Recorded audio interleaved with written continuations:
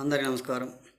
రాష్ట్ర ప్రజలకి, శ్రేయభిలాషులకి, ప్రతి ఒక్కరికి వైవి సుబ్బారెడ్డి ఎంపీ, ఓడిపోయిన ఎంపీ, ప్రతిపక్షమైన పార్టీ గత 3.5 సంవత్సరాలు 4 సంవత్సరాలు తిరుమల తిరుపతి దేవస్థానంలో టీటీడీ చైర్మన్ కూడా చేశాడు. పాపం అతను ఎంతో ఆవేదంగా, ఎంతో ఆలోచనతో, ఎంతో నెమ్మదిగా జనాలకు వివరంగా చెప్తున్నాడు. పాపం 2029 వైఎస్ఆర్సీపీ పార్టీ అధికారంలోకి వస్తుంది. అక్కడెక్కడో వానల్లో కూడా జనాలు నిలబడి ఓట్లు వేశారంట. ఎప్పుడు వేశారో ఏమో మరి. మళ్ళీ 2029 సంవత్సరంలో అధికారంలోకి వస్తుంది వైసీపీ. విశాఖపట్నం నుంచి పరిపాలన అందిస్తాడు, రాజధాని చేస్తాడు, అక్కడి నుంచి ప్రమాణ స్వీకారం చేస్తాడంటారు. మరి వైవి సుబ్బారెడ్డి గారు ఒక్కటి చెప్పు అయ్యా, అభివృద్ధి చేశాడో నెలకొక్కసారి ప్యాలెస్ నుంచి బయటకు వస్తాడు, అప్పులు చేసి పరదాల చాటున ఉండి బటన్ నొక్కుతాడు, వెంటనే వెళ్ళిపోతాడు, ప్యాలెస్లో పడుకుంటాడు.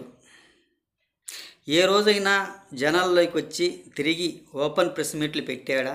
ఒక్కసారి ఆలోచించి చెప్పండి. ఇటువంటి పనికి మాలిన మాటలు మాట్లాడబట్టే తిరుమల తిరుపతి దేవస్థానాన్ని కూడా భ్రష్టు పట్టించారు.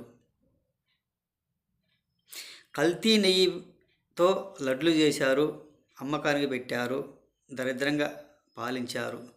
మళ్ళీ మీరు అధికారంలోకి వస్తాము, మేము వస్తాము, మళ్ళీ పరిపాలన అందిస్తాము, మళ్ళీ నేను తిరుమల తిరుపతి దేవస్థానంలో కూకుంటాను, కల్తీ లడ్లు అమ్ముతాను.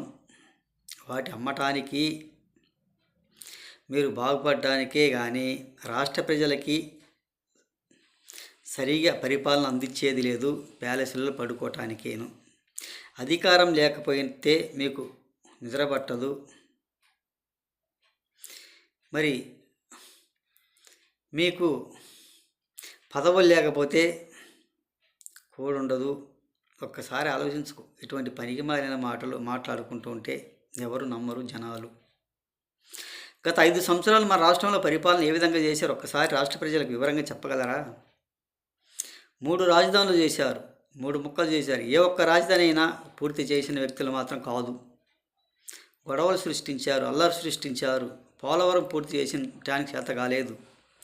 వారం రోజుల్లో సిపిఎస్ రద్దు చేస్తామన్నారు, చేశారా? చెయ్యలేదు. ఇటువంటి పనికి మాలిన ప్రెస్ మీట్లు పెట్టుకుంటూ ఉంటే రాష్ట్ర ప్రజలు ఊరక చూడటానికి వస్తారేమో కానీ మీ పార్టీ కార్యకర్తలు ఓట్లు మాత్రం వెయ్యరు. రాష్ట్ర ప్రజలు 5 సంవత్సరాల పరిపాలన చూశారు కదా. మళ్ళీ మీరు కల్లిబిల్లి మాటలు మాట్లాడుకుంటూ కథలు చెప్పుకుంటూ రాష్ట్ర ప్రజలు నమ్మించాలంటే నమ్మరు కదా. వైవి సుబ్బారెడ్డి గారు ఒక్కటి చెప్పు రాష్ట్ర ప్రజలకు, అభివృద్ధి గురించి చెప్పు.